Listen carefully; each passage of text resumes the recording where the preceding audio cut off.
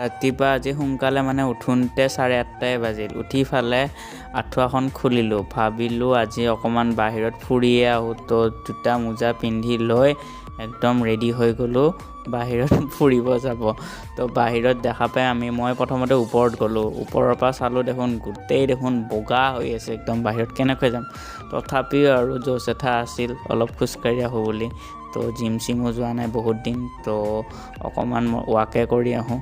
তো এয়া চাব পাৰে 9টা বাজিলে বগা হৈ আছে। তো তাৰ পৰা আহি ফালে ড্ৰাই ফ্ৰুটছ খালোঁ। তো আমাৰ পাকঘৰটো মানে নতুনকৈ বনাই আছিল, চিফ্ট হ'ল। তো আজি পূজা কৰিলোঁ তাতে অকণমান। তাৰপিছত অলপ পিছত দেউতাৰ লগত বজাৰত ওলাই গ'লোঁ। আমাৰ ঘৰৰ পৰা 4 কিলোমিটাৰমান দূৰত বঙলাগড়ত সাপ্তাহিক বজাৰ হয়।